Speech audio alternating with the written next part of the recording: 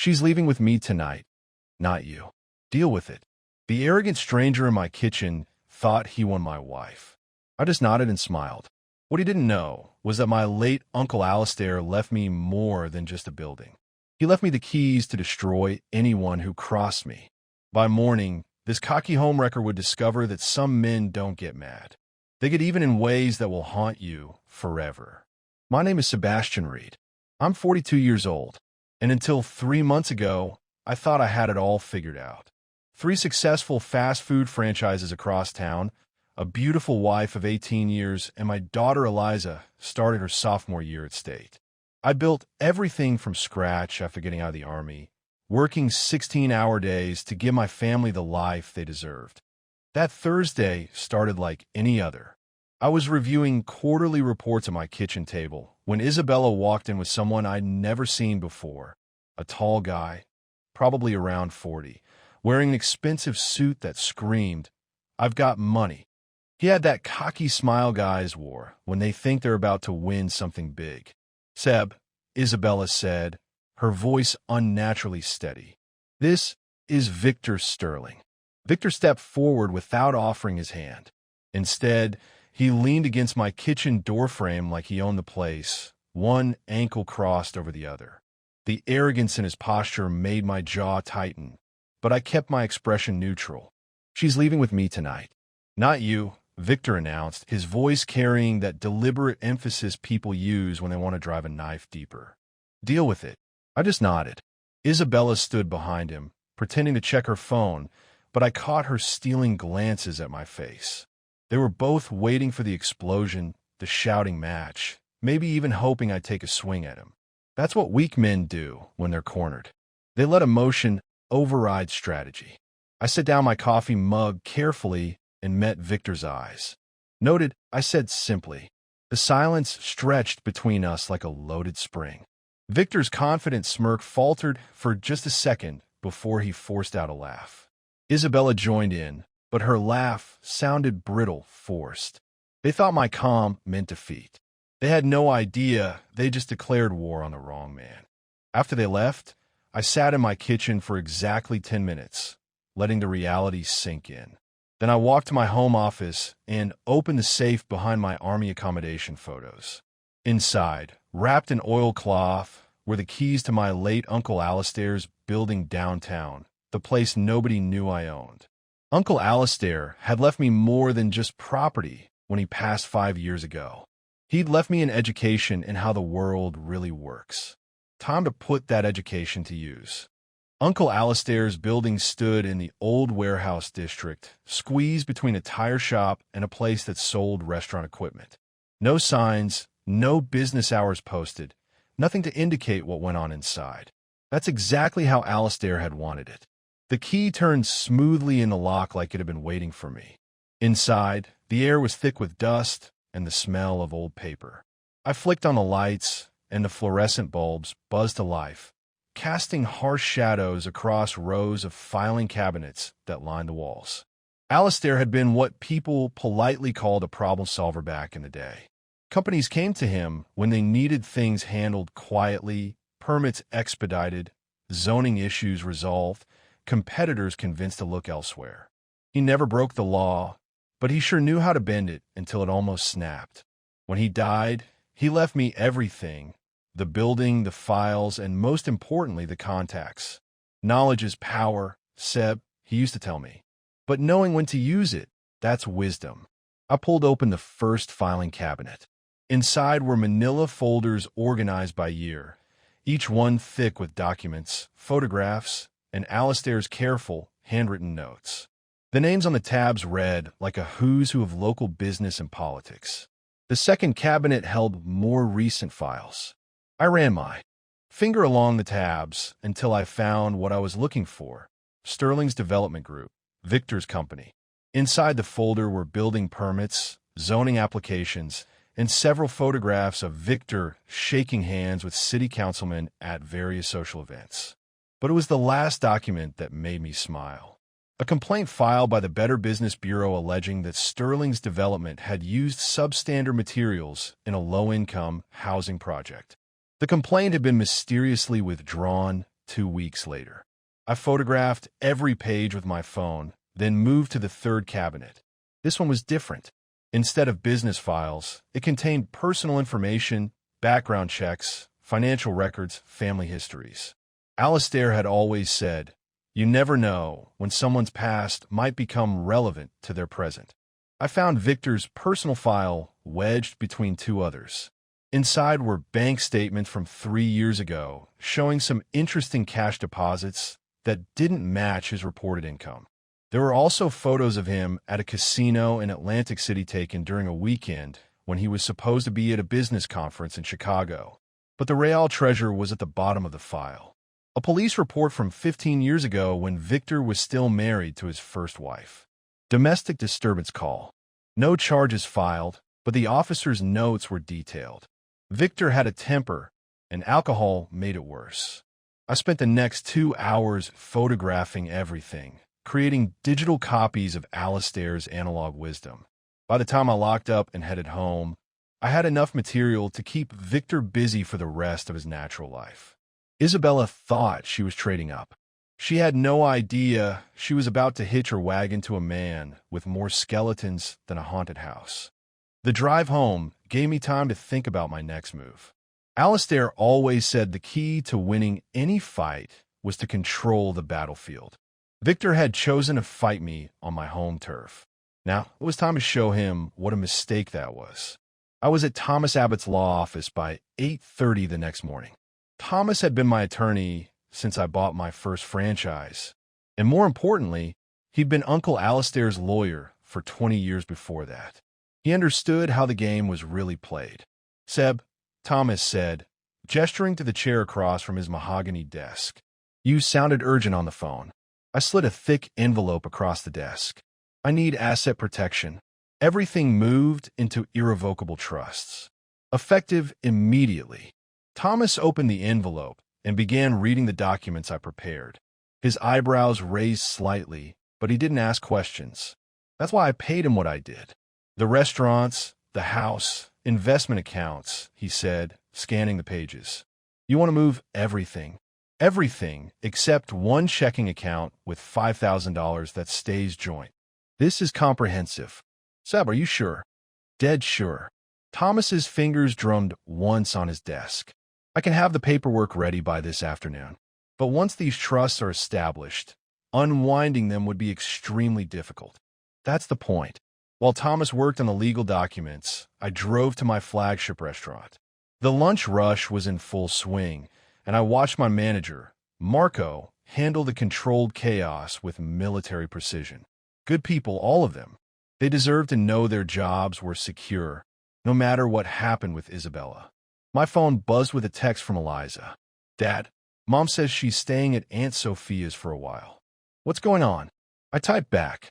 "Nothing for you to worry about, sweetheart. Focus on your studies." But it was something to worry about. Eliza was 19, old enough to understand that her mother's visit to her sister's house wasn't temporary.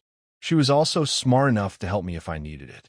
Eliza had grown up digital, understanding social media and technology in ways that could be useful. Another text came in, this time from Isabella. "We need to talk about finances." I stared at the message for a long moment, then deleted it. Without responding, let her sweat. By tonight, there wouldn't be any finances to discuss. Thomas called at 4 p.m. Everything's done. The trusts are established. Assets transferred. Legally speaking, you own nothing and everything simultaneously. Perfect. Send copies to my accountant. Seb. Thomas's voice carried a warning. Whatever you're planning, make sure it's legal. Don't worry, Thomas. I learned from the best. That evening, I sat in Uncle Alistair's building looking through more files. I found something interesting about Victor's business partner, a man named Owen Sullivan. Turns out Owen had some gambling debts that Victor had been helping him cover. Debts to people who didn't accept payment plans. I photographed those documents, too. Insurance in case Victor decided to get creative. My phone rang. Isabella's name appeared on the screen. I let it go to voicemail, then listened to her message. "Alex, my cards aren't working. There must be some mistake with the bank." There was no mistake. By morning, she'd discover just how thorough my preparations had been. Isabella called 6 times before 9 a.m. I was having coffee in my downtown restaurant, watching the morning commuters rush past the windows when she finally reached me. Seb, her voice was sharp with panic. My cards are all declined. The bank says there's a problem with our accounts. That's strange, I said, taking another sip of coffee. Don't play games with me. What did you do? I protected our assets. You should probably ask Victor to cover whatever you need. The silence on the other end stretched long enough for me to count 3 customers entering the restaurant. This is childish, Isabella finally said. No, I replied calmly. This is strategic. Have a good day. I hung up and headed to the bank. Eleanor Davis, Isabella's mother, was waiting for me in the parking lot. At 67, Ellie still carried herself like the Marine drill instructor's wife she'd been for 30 years. Gray hair pulled back in a severe bun, steel blue eyes that missed nothing. Sebastian, she said, falling in a step beside me. We need to talk. Hello, Ellie. I figured you'd show up eventually. Isabella called me crying about money troubles. Said you'd done something vindictive. I stopped walking.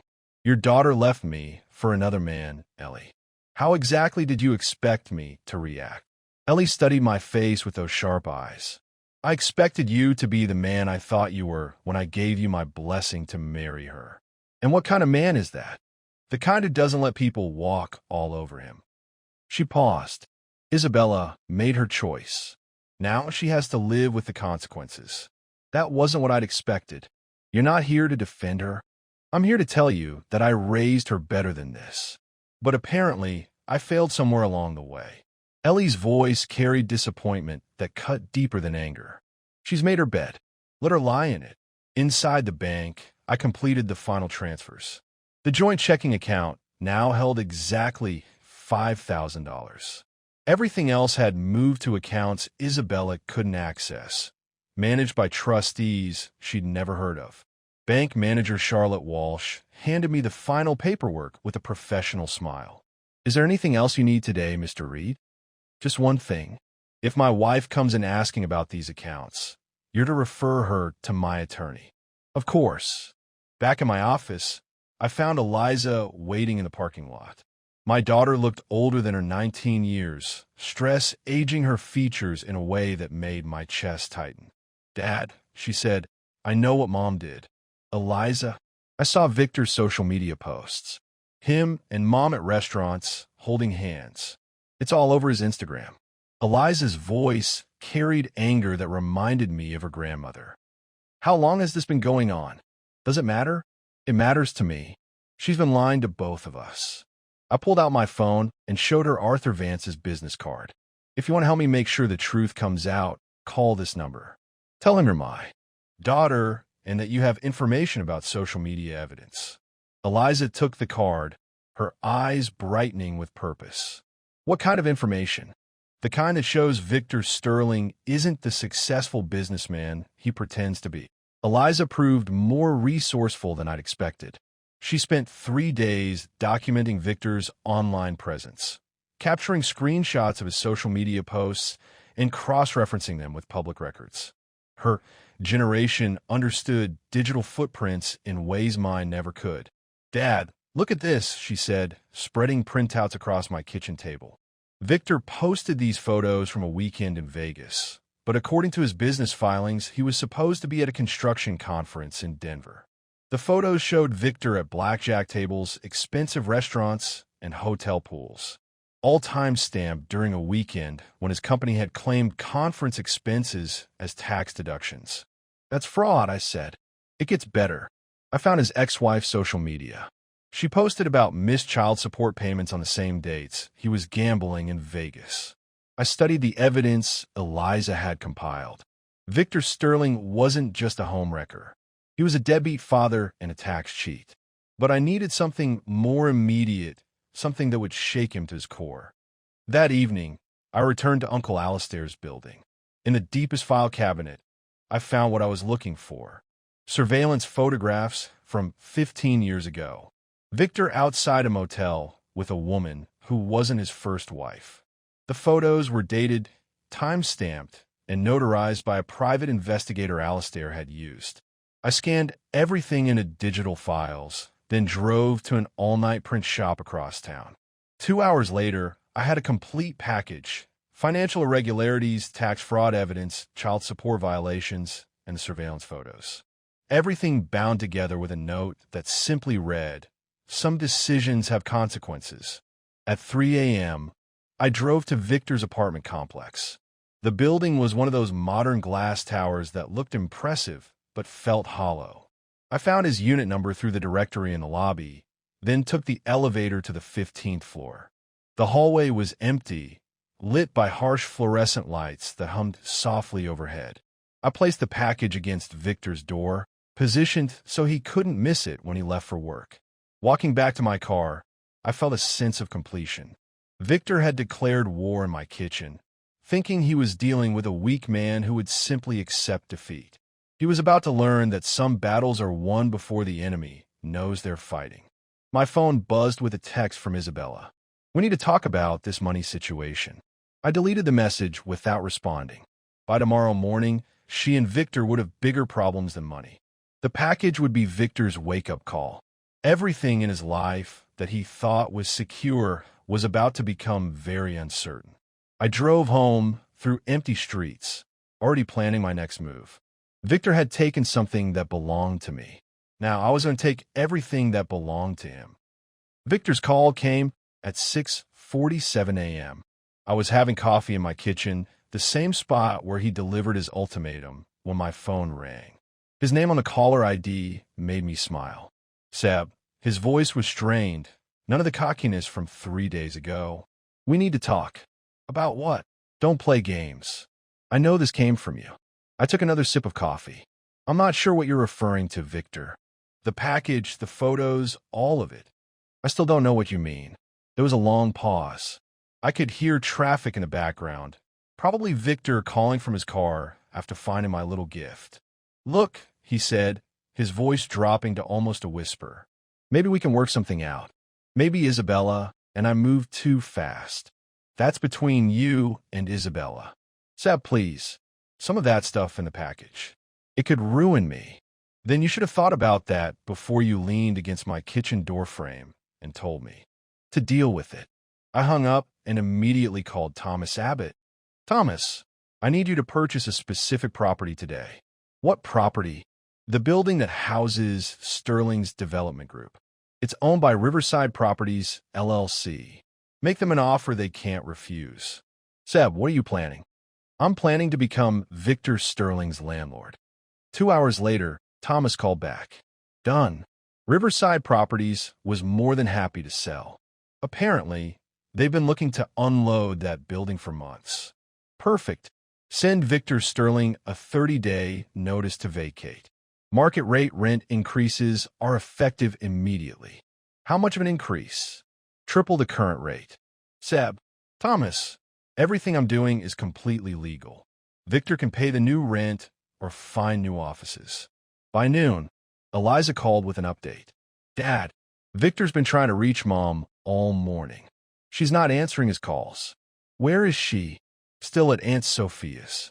"But Sophia called Grandma Ellie, and Ellie called me." "Apparently, Mom's been crying all morning." "Why?" "Victor told her about some financial problems he's having. Something about his business being in trouble." I smiled. The package had done exactly what I'd intended. Victor was starting to understand that his problems were just beginning. That afternoon, Victor showed up at my restaurant. He looked like a man who hadn't slept, his expensive suit wrinkled, his confident demeanor replaced by desperation.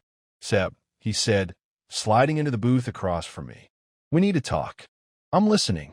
"That building purchase, the rent increase, the package, all of it stops now, or I go to the police and tell them what? That someone sent you evidence of your own illegal activities?" Victor's face went white as the implications hit him. He'd come to threaten me, but now he realized he was the one with everything to lose. "What do you want?" he asked finally. I leaned back in my seat. "I want you to disappear. Take your business, take your problems, and get out of my city.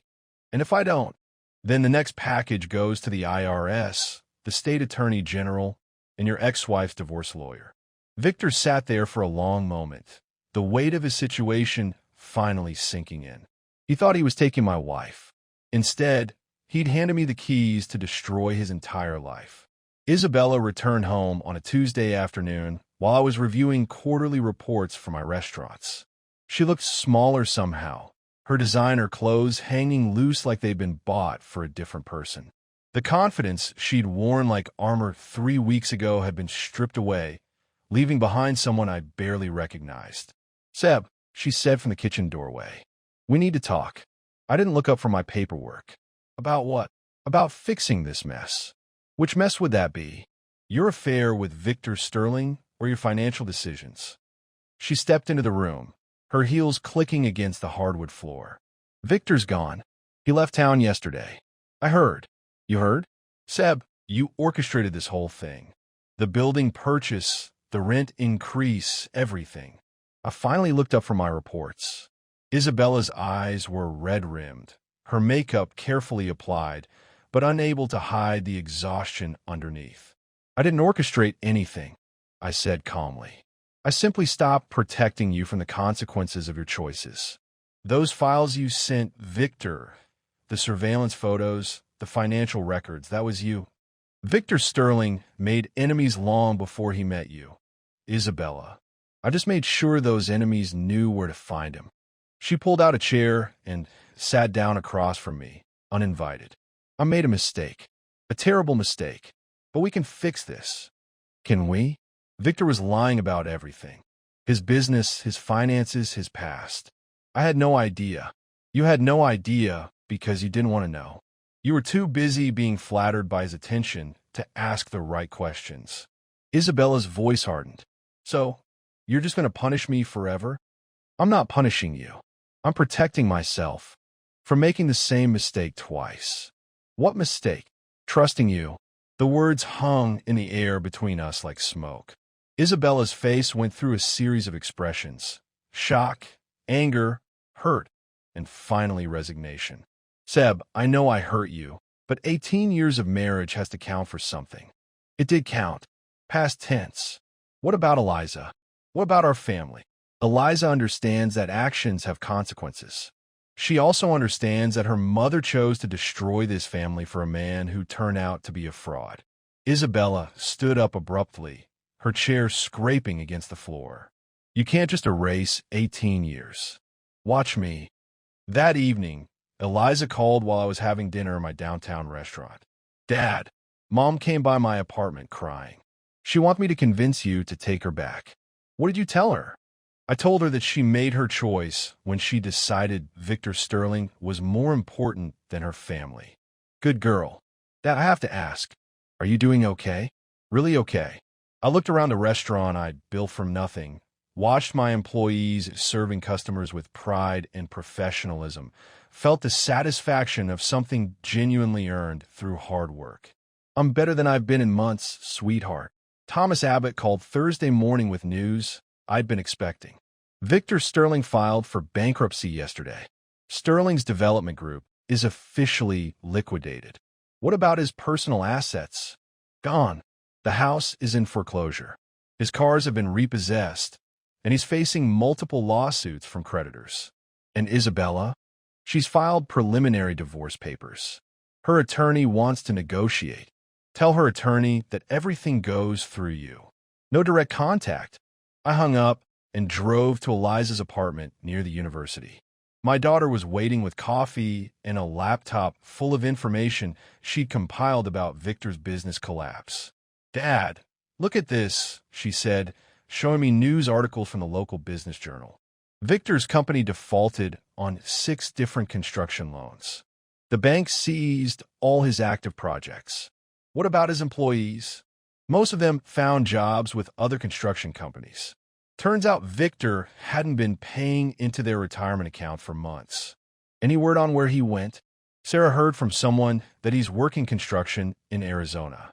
Day labor, minimum wage. The irony wasn't lost on me. Victor Sterling had tried to steal my wife and ended up losing everything he'd built over 15 years. Meanwhile, my restaurants were thriving, my assets were protected, and my family, the parts that mattered, were stronger than ever. Eleanor Davis called that afternoon. "Sebastian," she said, "I wanted to thank you." "For what, Ellie?" "For showing Isabella what real strength looks like. She spent years thinking she could manipulate situations without consequences. You taught her otherwise. I didn't do it for educational purposes. Maybe not, but the lesson needed to be learned. She's staying with her sister Sophia indefinitely, probably for the best." That weekend, Eliza and I drove out to the lake house, the one Isabella had never liked because it was too rustic. We spent the day fishing, talking about our plans after graduation, and enjoying the kind of peaceful silence that had been impossible when Isabella was around. "Dad," Eliza said as we watched the sunset over the water, "I'm proud of how you handled all this." "How's that?" "You didn't get angry. You didn't lose control. You just handled it. Sometimes the best revenge is simply being better than the people who wronged you." Is that what this was? Revenge? I thought about that for a long moment, watching the lake reflect the orange and pink sky. No, sweetheart. This was self-preservation. Monday morning brought a call from Isabella's divorce attorney requesting a settlement conference. I told Thomas to schedule it for the following week. "What's your bottom line?" Thomas asked. "She gets what she brought to the marriage 18 years ago. Nothing more, nothing less." "That's harsh, Seb." "That's fair. She chose to gamble with our marriage. She lost. Now she pays the price." 3 weeks later, the divorce was final. Isabella kept her car, her personal belongings, and a small settlement that would cover basic living expenses for about 2 years. Everything else, the restaurants, the house, the investments, remained in trusts that she couldn't touch. I never saw Victor Sterling again, but I heard through business contacts that he'd taken a job with a roofing company in Phoenix, starting over at 43 with nothing but the clothes on his back. Sometimes I wondered if Isabella regretted her choice. Then I remembered the look in her eyes when she'd stood behind Victor in my kitchen, watching for my reaction to his ultimatum. She made her choice. Now she could live with it. 1 year after Victor Sterling skulked out of town with his tail between his legs, I opened my 4th restaurant location. The grand opening was everything I'd hoped for. Packed house, local news coverage, and a waiting list for tables that stretched 2 weeks into the future. Eliza was there, helping coordinate with the catering staff between her classes at business school. She decided to study restaurant management, inspired by watching how I'd built something lasting from nothing. "Dad," she said during a quiet moment, "remember when Mom used to complain that you worked too much? I remember a lot of things your mother complained about. She never understood that this wasn't just work for you. This was building something. Some people see the hours. Other people see the empire." Eleanor Davis stopped by for the ribbon-cutting ceremony, dressed in her best outfit and carrying herself with the dignity of a woman who'd chosen the right side when the battle lines were drawn. "Sebastian," she said, shaking my hand firmly, "your Uncle Alistair would be proud." "Think so? He taught you well. Sometimes the best victory is simply outlasting your enemies." The local business journal ran a feature story about my expansion, highlighting how I'd grown from 3 locations to 4 in the span of 18 months. They interviewed several of my long-term employees who spoke about job security, advancement opportunities, and the family atmosphere I'd worked to create. Reed understands that taking care of your people is the foundation of any successful business, said Marco, my first manager, who is now overseeing operations across all 4 locations. The article mentioned my recent divorce only in passing, noting that I'd successfully navigated personal challenges while continuing to grow my business empire. No mention of Isabella by name, no details about the circumstances, just a brief acknowledgement that life had thrown me a curveball and I'd hit it out of the park. That evening, Eliza and I celebrated at the lake house. We grilled steaks, opened a bottle of wine I'd been saving for a special occasion, and watched the sunset paint the water in shades of golden crimson. "Have you heard anything about Mom?" Eliza asked as we sat on the dock with our feet in the water. Not directly. Thomas mentioned that she's working as a bookkeeper for some small accounting firm. Do you miss her? I thought about that question, really considered it. Did I miss the woman who'd stood in my kitchen 18 months ago, watching while another man delivered an ultimatum? Or did I miss the memory of who she used to be before ambition and dissatisfaction turned her into someone I didn't recognize? I miss who she was 20 years ago, I said finally. But that person disappeared long before Victor Sterling showed up. Do you think you'll ever get married again? Maybe. But if I do, it'll be to someone who understands that partnership means building something together, not tearing it down for temporary thrills. We sat in comfortable silence, listening to the gentle lap of water against the dock. In the distance, a loon called to its mate, the sound echoing across the lake like a promise. 18 months later, I was standing in the offices of Reed Restaurant Group, reviewing architectural plans for restaurant number 7. What had started as a survival strategy during my divorce had evolved into something bigger, a regional dining empire that employed over 200 people. Eliza walked into my office carrying 2 cups of coffee and a satisfied smile. She'd graduated business school the previous spring and was now my director of operations, overseeing everything from staff training to supply chain management. The Denver location is ahead of schedule, she reported, settling into the chair across from my desk. Grand opening is set for next month. Any problems with permits or inspections? Nothing we can't handle. I learned from the best. Through my office window, I could see the city where I'd built my life, lost my marriage, and found my purpose. It looked different now. Not because the buildings had changed, but because my perspective had shifted. I wasn't the same man who'd sat in his kitchen 18 months ago, numbly accepting another man's ultimatum. Dad, Eliza said, interrupting my thoughts. I have something to tell you. Good news or bad news? Good news.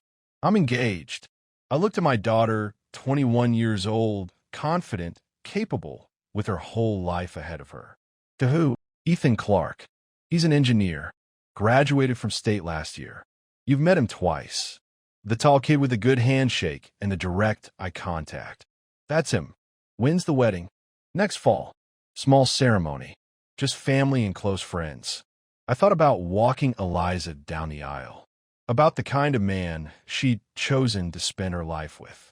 Ethan Clark was nothing like Victor Sterling. Steady where Victor was flashy. Honest where Victor was manipulative. Building where Victor was taking. Does her mother know? I told her yesterday. She cried. Happy tears or sad tears? Both. I think she's happy for me, but sad that she won't be part of planning the wedding the way she imagined. That was her choice to make. I know, but it still makes me sad sometimes. That evening, I drove past the building where Victor Sterling used to have his offices. It housed a successful architectural firm now, run by people who paid their rent on time and treated their employees with respect. The city was better without Victor Sterling in it. My phone buzzed with a text from Thomas Abbott. Final divorce settlement payment completed. All legal obligations fulfilled. I deleted the message and kept driving. Isabella was officially part of my past now. A closed chapter in a story that was still being written. She kept her dignity and her basic financial security. But she lost everything that really mattered. The family, the stability, the life we'd built together. 6 weeks later, I walked Eliza down the aisle to marry Ethan Clark. The ceremony was everything she'd wanted. Elegant, but not ostentatious. Meaningful, but not overly sentimental. As I placed her hand in Ethan's, I saw in his eyes the same determination I'd had at his age, the same commitment to building something lasting. Later, during the father-daughter dance, Eliza whispered in my ear, "Thank you for showing me what real strength looks like." What do you mean? You could have fallen apart when Mom left. Instead, you built something better.